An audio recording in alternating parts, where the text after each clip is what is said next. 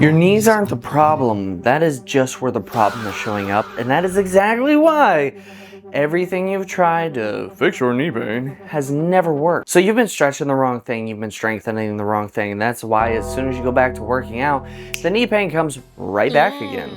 So I'm going to show you exactly what's driving most knee pain for most people, for people who work out, and to find out whether it's exactly you and what to do instead of just chasing the pain. Information, your knee is a middle joint, which means that it sits between two other joints. Isn't that neat? This technically means the knee gets very little say in its position, how it moves, and how it's going to function, whether or not it really hurts. The joints above and below it get the majority of the say on how the knee actually operates when you're exercising. So let's talk about the joint right above the knee, which is the hip. The hip has so many different movements with internal, external rotation, adduction, abduction, and most times the main issue is your abductors and your external rotators of the hip.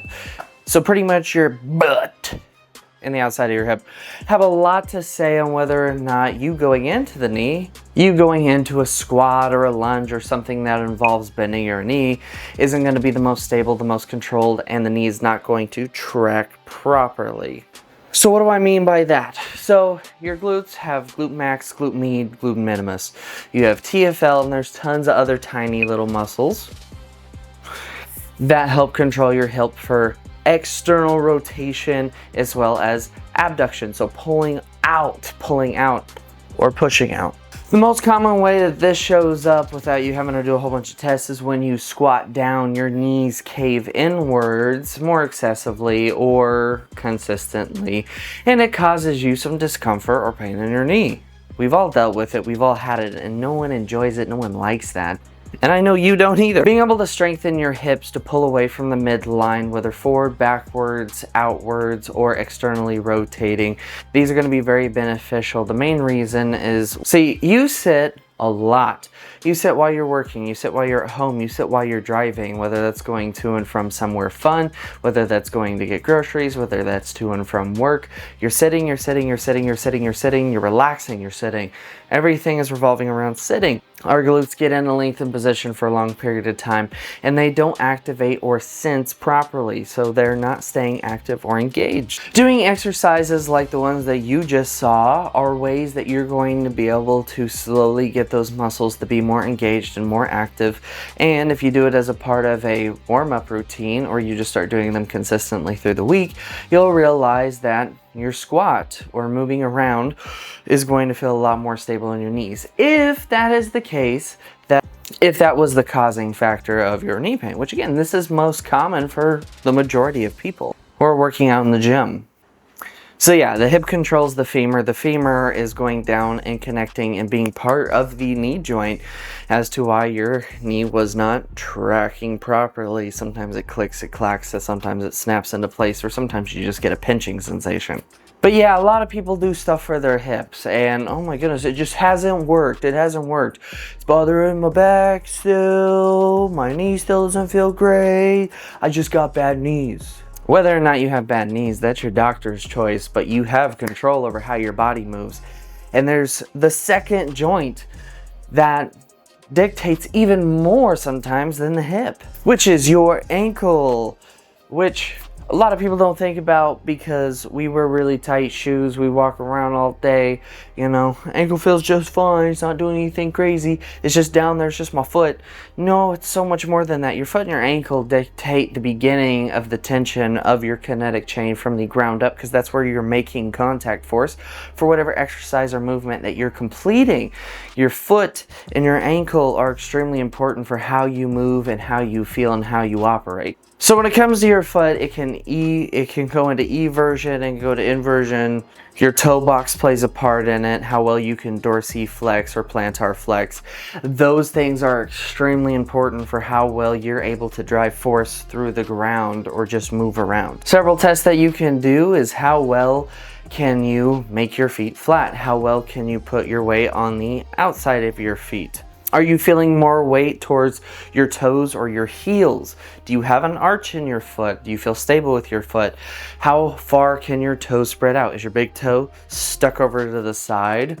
Is your big toe getting pushed into the other toes like someone who just doesn't know how to drive? Can you get into a deep stretch in your calves and bring that foot higher and closer to your shin? Simple ways is you just picking your foot up off the ground, moving in circles, and noticing if there's additional tightness when you're moving around. The wall stretch test for your foot, your ankle, is going to be another way to see how much ankle mobility that you have or flexibility.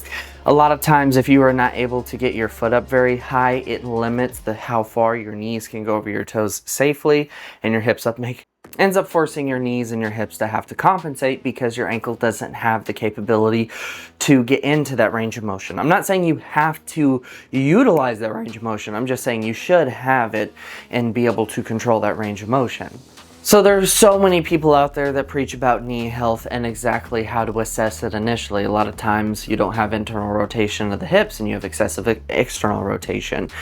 A lot of times that you have really flat feet and your feet cave in when you're trying to squat or get low in some sort of stance.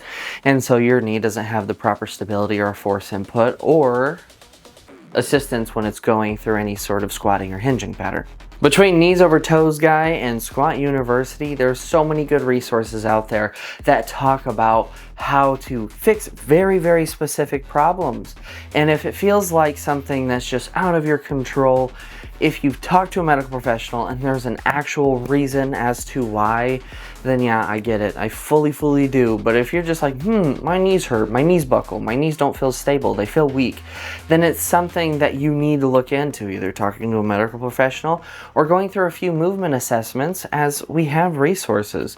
My favorite ones to work with clients for a movement pattern assessment is hip airplanes. I check the squat form to see if I'm getting any knee cave, excessive butt wink, if they're able to get down into stance. Are their heels picking up? Are their feet collapsing? Are they more in their toes? Are they more in their heels? Are they falling forwards? Are they falling backwards? Are they leaning really far forward? And how controlled are your joints? Single leg stance assessment is a great one to figure out how well you can balance, and noticing if you compensate in any particular way, if your body's hinging, if your hips are going one way or the other, if your foot is moving all over the place, if you're falling over, if you're having to lean far forward, if you're having to catch yourself. Are you able to get into good external versus internal rotation at different angles? Can you stretch your calves? Are they tight? Are they tight with the knee straight versus the knees bent? This is just get you to rethink about what you need to be able to do to really try to address what's causing that knee pain.